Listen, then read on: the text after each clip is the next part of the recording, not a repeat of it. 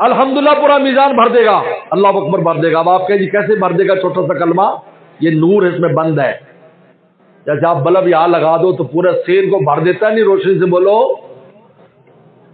پورے سین کو بھر دے گا۔ سورج ہم دیکھتے ہیں کتنا چھوٹا سا نظر آتا ہے، اس کی روشنی کہاں ہے؟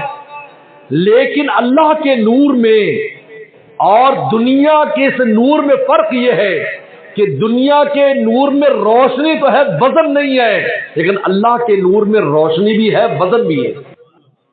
یہی وجہ ہے کہ جب نور کی تجلی کوہ طور پر ظاہر ہوئی، اس کے وزن کی وجہ سے پہاڑ پھٹ گیا، روشنی بھی ہوئی، پورا عالم روشن ہو گیا تھا جب وہ تجلی ہوئی۔ موسیٰ علیہ السلام نے جن کو دیکھا اور بے ہوش ہوئے، اور پہاڑ بھی پھٹ گیا اس کے وزن کی وجہ سے۔ اس لیے یہ جو کلمات کا نور ہوگا وہ اتنا پھیل جائے گا کہ پورا پڑھنا بھر دے گا، اور اس کے ساتھ اس کا وزن بھی ہوگا کہ وہ پڑھنے کو نیچے جھکا دے گا۔ ذکر کو دل چاہ رہا ہے ذکر کرے، تلاوت کو دل چاہ رہا ہے تلاوت۔ سن لو گر کی بات کر رہا ہوں، کبھی اللہ تعالیٰ مہمان بھیجتے ہیں کسی کیفیت کو، یار تلاوت کر رہا۔ میرے شیخ فرماتے مہمان آیا اکرام کرو، فوراً سب کام چھوڑ کے تلاوت میں لگ جاؤ۔ اس مہمان کا اکرام کرو گے تو ہمیشہ کے لیے تمہارے پاس آ کے ٹھہر جائے گا۔